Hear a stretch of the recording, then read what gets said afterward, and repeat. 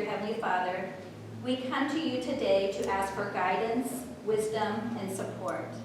We ask your blessings on the people that have been called to lead the community in which we are so richly blessed to live in, work in, play in, and fellowship.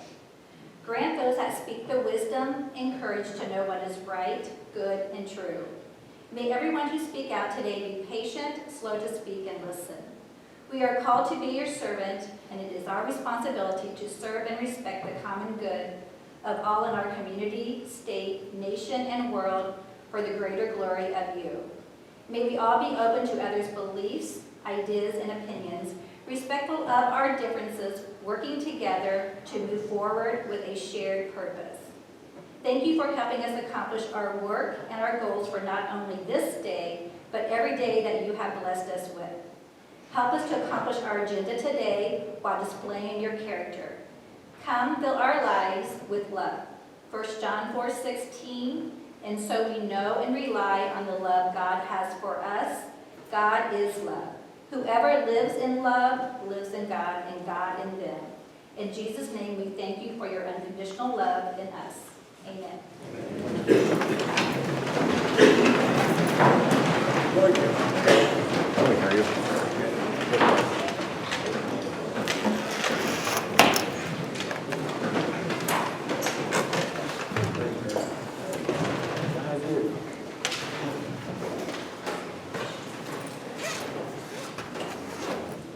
Okay, next up on the agenda is the approval of minutes. We have regular meeting minutes from April 22nd, special meeting on May 2nd, and an executive session on May 6th. This time, I entertain a motion.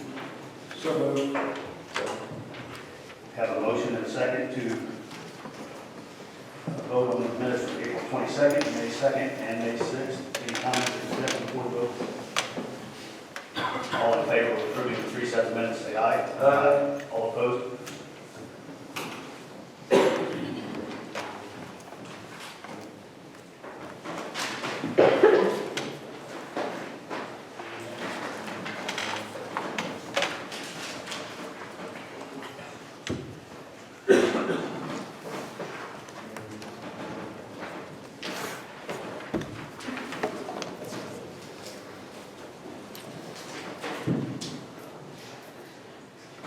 Okay, next up is the approval of the claims from the auditor.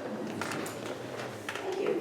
I have the accounts payable claims docket in the amount of $2,132,771.97. And then I have the April 26th payroll docket in the amount of $377,942.39. And then I have the May 10th payroll docket in the amount of $367,980.91. Okay, at this time, I entertain a motion. So moved. Second. We got a motion and a second. Any questions on the claims presented? All in favor, say aye. Aye. All opposed? Motion passes.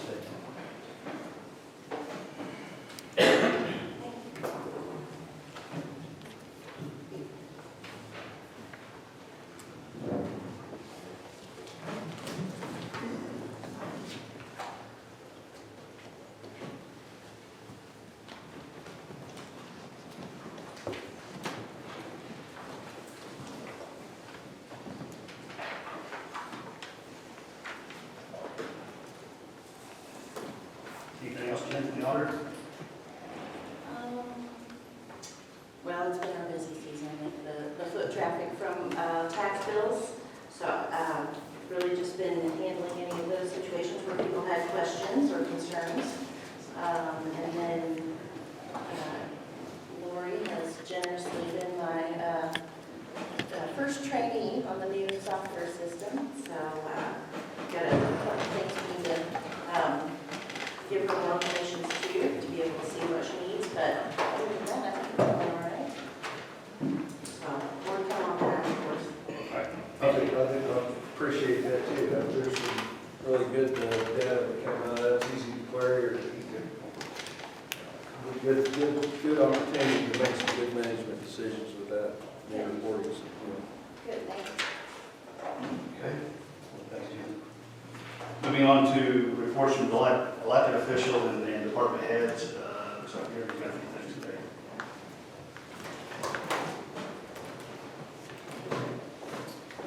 First up is, it's an access agreement for property for the environmental investigation.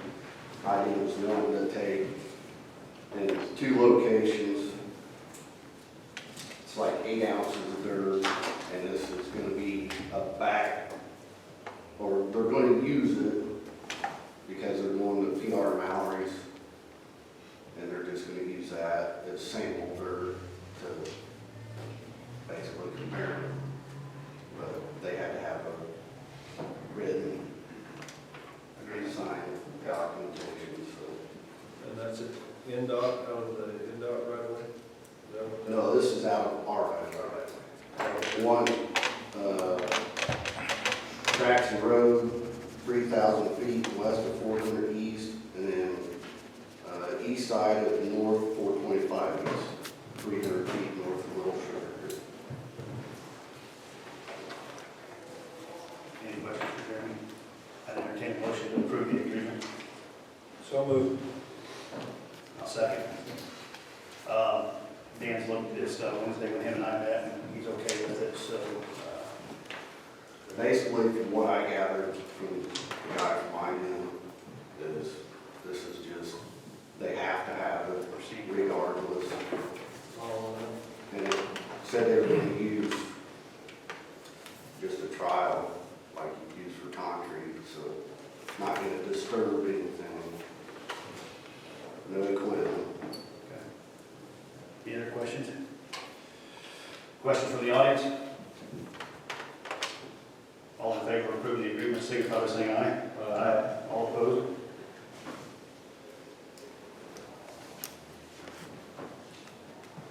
Go ahead, Jeremy.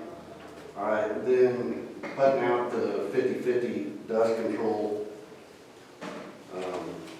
Pretty much same as last year.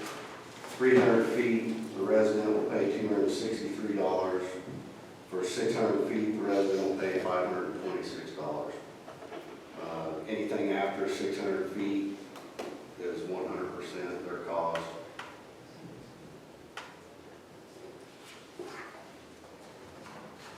And we bill the resident, and payment must be made to the treasurer's office by mail or in person. Same materials last year. We're contracting it out this year. What we've done at the end of the season. So it seemed like it held up a little bit better than what we've been doing. Okay. Any questions? Entertain a motion. So moved. Second. Have a motion and a second to approve 50/50 dust control presented. Any other questions? Any questions from the audience? All in favor, say aye. Aye. All opposed? Okay. And then the last is the annual operations report. We have to do it every year. Just shows our expenditures and make sure they match up with the auditors. It has to be turned in by June 1st. So, happens every year. Any questions on the report Jeremy's going to be turning in? That's the one we got last week. Yes. Yes. Yeah. You get a copy of that? Okay.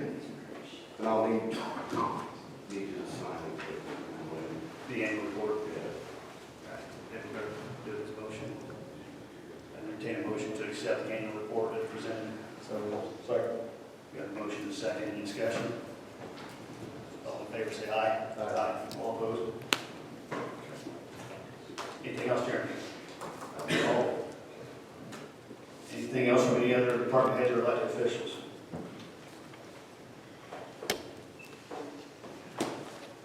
Okay, seeing none. Moving on to old business.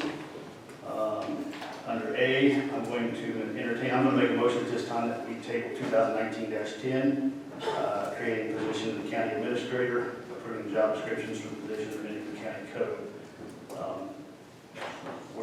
about there on that. You guys should receive a copy in the next day or so on that. We met with, Dan, I met with Gary Booth and Rob Londo on Wednesday, and a few minor changes, but you should be getting them, and we should be ready to go on that by the meeting. Is that the 28th, the day after Memorial Day? So we should be ready to go on that.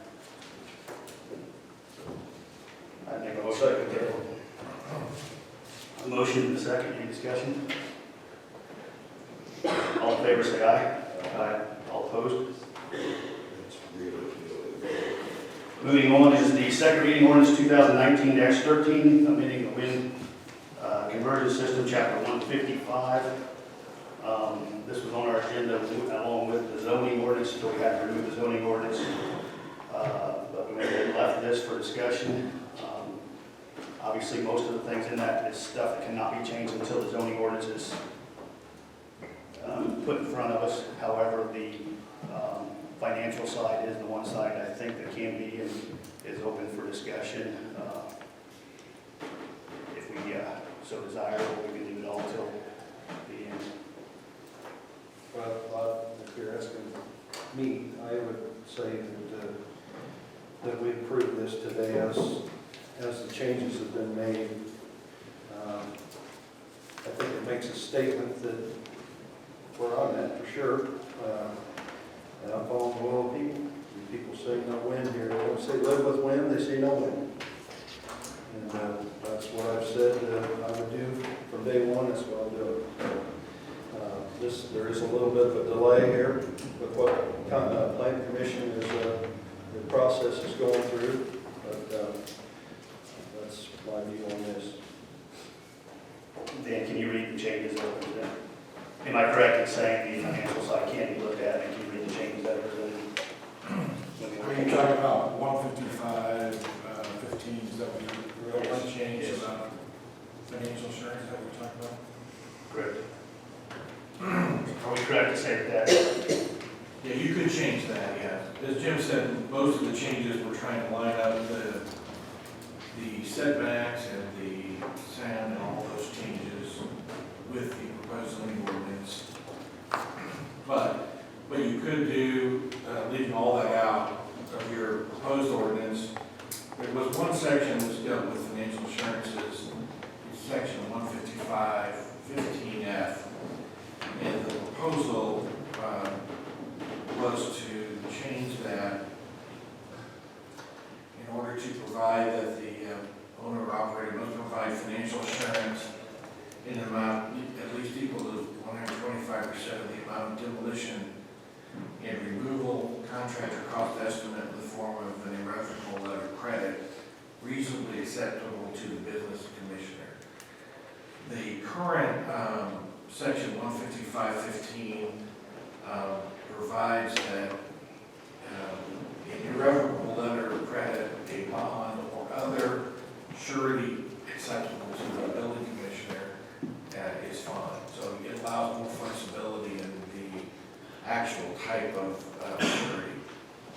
And secondly, the current chapter 155 reduces the amount of the required financial assurance for the salvage value of the wind energy conversion system.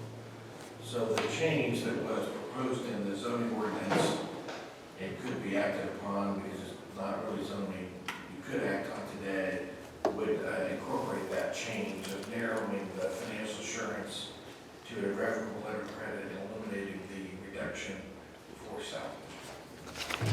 Otherwise, 155 would stay exactly the same. This is the only section would be affected. So we could accept a change in 155 and not affect the whole ordinances, the ordinance as a whole, correct? Right, that's what I think Mr. Fullwiler is referring to is he wants to change 155.15F only. Everything else stays exactly the same, all the setbacks, all the sound levels, everything. The only thing that would change in the permitting ordinance, I call it chapter 155, would relate to the form and amount of the financial assurance for decommission. I would move that we amend the wind ordinances, chapter 155, 15F, changes stated. Second. We have a motion and a second to reduce the 155F as read by the attorney in ordinance 2019-13. Discussion. Anything? I'll give you my views on Anything from the audience? You have 3 minutes. State your name, your address. Hi, my name is Bill Allen, 5164 North US Highway 231, Crawfordsville, Indiana. And I am opposed to industrial wind turbines. Other counties around us have essentially abandoned industrial wind turbines. They pose health problems, loss of property values, loss of wildlife, as well as many other dangers. They are not green energy. I would not take $1 million to have one of these on my property. First of all, I would never do this to my neighbors. The few of us who are here represent well over 1,000 people who have signed the petition, the No Wind petition. And there are thousands more in our county who agree with us but have not signed the petition. The vast majority of the county citizens are opposed to industrial wind turbines. Thank you. Thank you. Anybody else?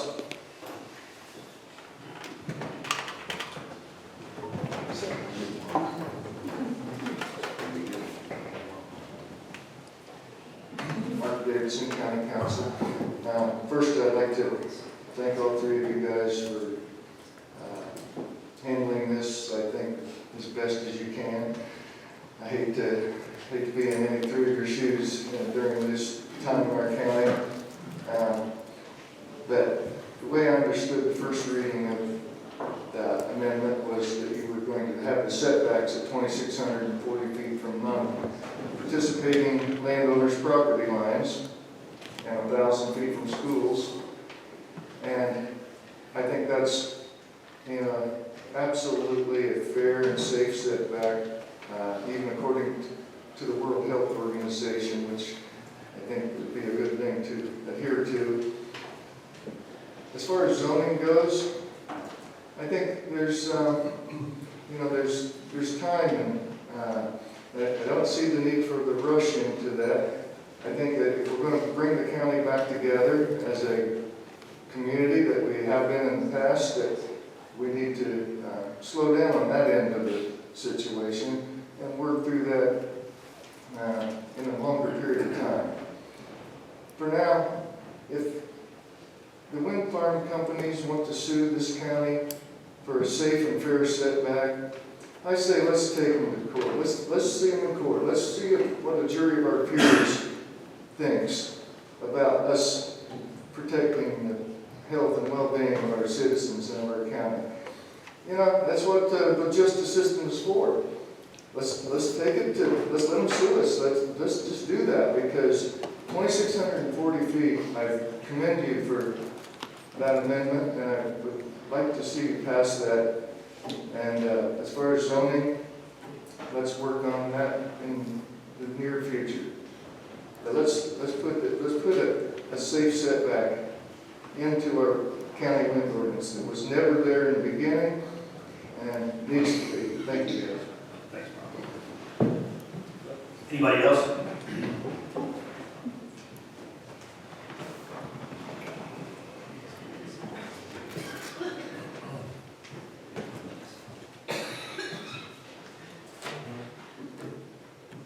Mark Barkley, 3215 West Woods Highway 136, Crawfordsville. You've got 15 pages out of 51 of your proposed zoning ordinance that are actually just evidently, obviously against wind farms. If I understood right, in one of our earlier meetings, the county attorney told you couldn't single out one single industry in your zoning ordinance, that it would probably be illegal. We spent over a year in public meetings talking about these different things, but yet in less than 2 weeks, we now have a zoning plan in place. We didn't develop this from Montgomery County. We were told this just came from Kosciuszko County, just been name changed to make Montgomery County part of it. If I understood right, the way we've been talking about this is that we've been looking for the people's will. But yet I've been told that somebody's been privately approaching an anti-group. The disparity between the public comments that we've been hearing and what seems to be going on behind the scenes is very disturbing. Whether you're pro-zoning or pro-wind or anti-wind or anti-zoning, the way things are being done right now, there just seems to be something that's not quite right, and the secrecy that this is shaping the public comments in the county business. One of the things in this proposal for zoning, we say we're trying to protect farm ground, but yet I know right now there's 2 solar panel farms coming into the county. You cannot farm under solar panels. We could farm under home turbo gas. I've looked at this multiple times.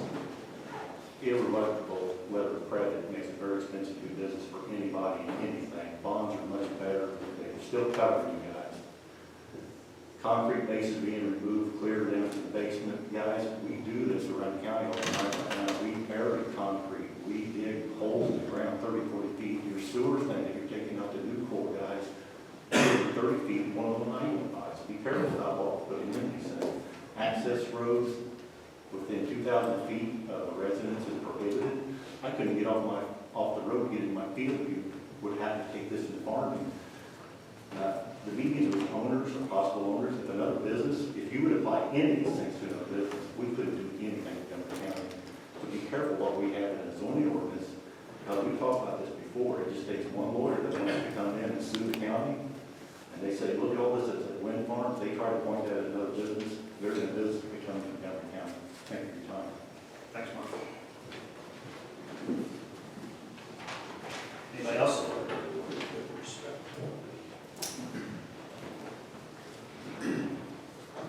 April Johnson, Madison Township, Montgomery County. Come here today, this thing's gotten harsh and ugly, and I'm sad for that.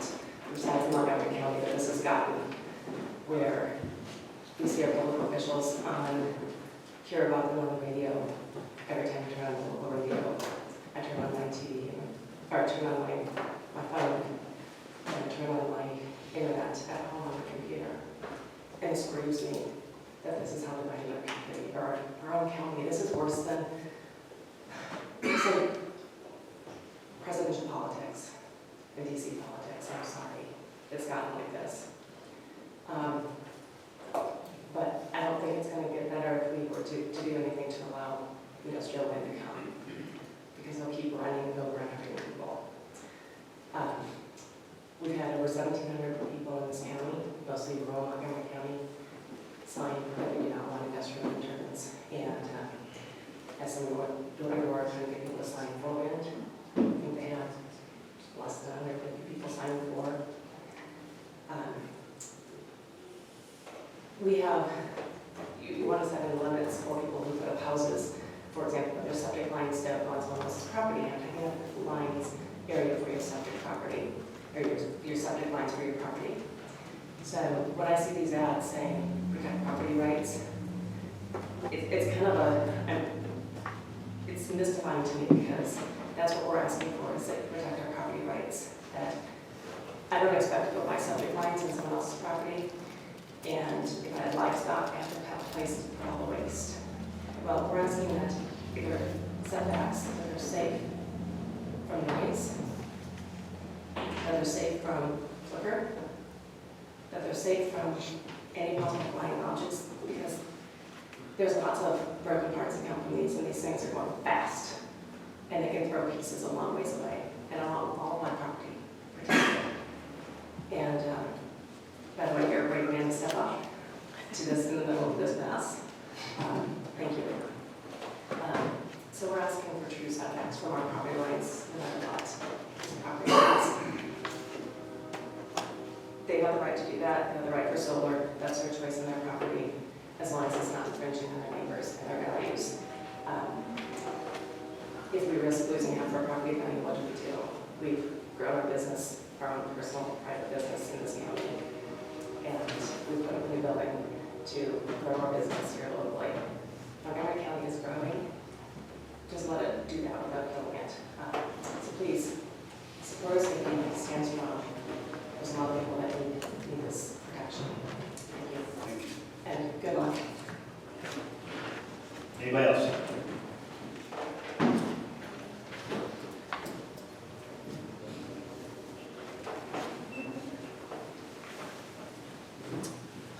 Thank you, Commissioners. My name is Brandon Seitz. I'm with Northern Indiana Public Service Company. My address is at 150 West Market Street in Indianapolis. As a utility company based here in Indiana, we have nearly 400,000 electric customers, 800,000 natural gas customers in the northern part of the state. Recently, we've announced a plan to change our strategy in generation from some of our traditional styles of generation, which were coal facilities, looking at more wind and solar investment. We're hoping that investment can happen in Indiana, and we want to come into and help invest in a lot of communities in our territory and those that are near our territory.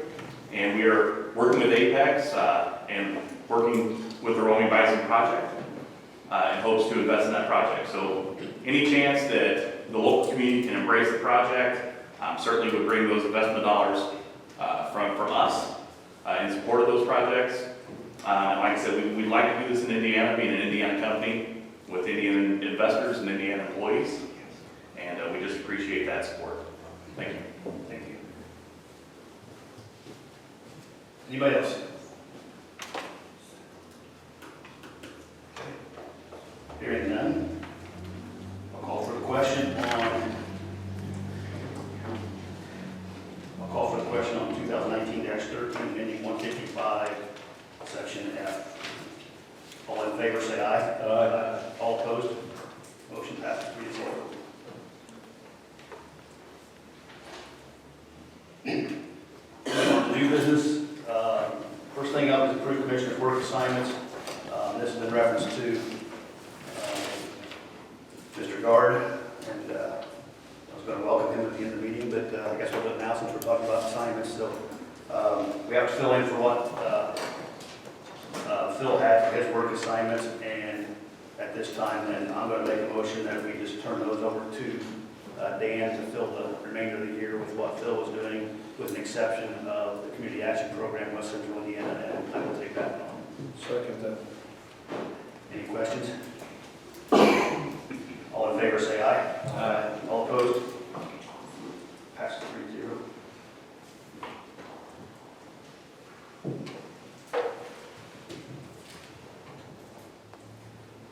Next up is engineering contracts, County Road 100 West, and also, yes, let's just start there. Thank you, Commissioner, Jim County Engineer. The first contract is for USI to study 100 West from 500 South going into New Market. This is an area that is very narrow pavement. The intersection is a lot of issues with bus traffic, and so this contract will analyze that because we'll have to acquire additional right-of-way, relocate utilities, improve drainage. So this will allow us to get an understanding how much this project costs, so we can look in the future how we want to move forward with this. At this time, I entertain a motion for approval of the contract. So moved. I'll second. I guess the only statement I have, first of all, dollar amount, Dollar amount is $28,300. 2083. I would just say, for public information, if you have a chance to see, if you're down that area, and you see that road and drive it, and you pass another car on it, see what you have. Just imagine 2 school buses throughout the day as they go and try to pass on that. This is a road that we've talked about for a couple of years now. It's well overdue. Obviously, safety is one of our big concerns, and anytime we're involved with children, it's even more important. So, in my opinion, and there's been some close calls on it, and a couple other roads that we have that we're going to be looking at for the same reason. It's because it's too narrow for the type of traffic and the type of vehicles that are traveling on. And every day, those buses leave New Market to school and go and come down that road.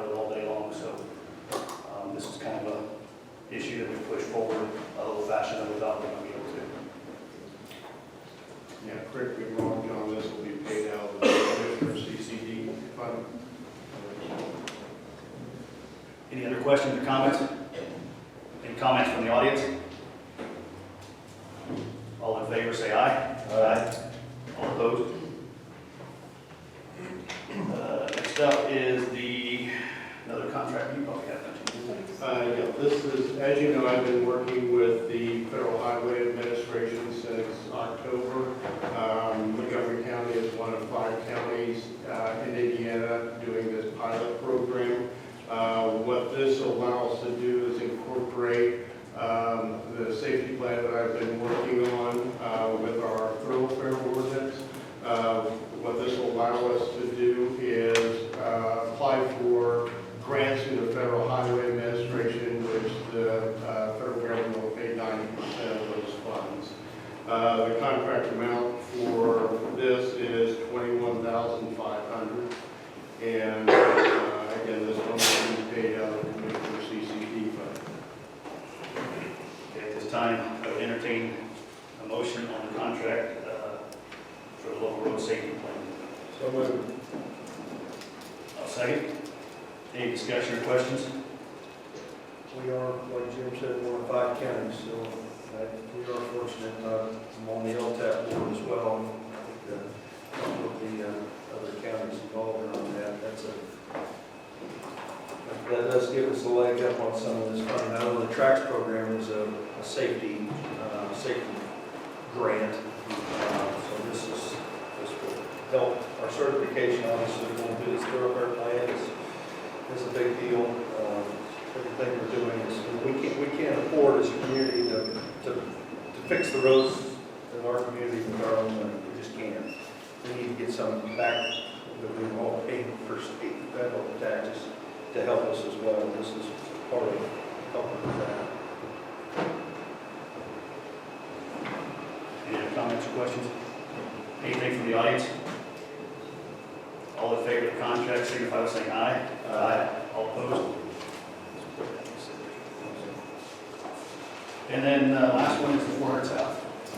400 South, which also is Airport Road from State Road 231 to 47. There is a curve in that road that with crops in there, the site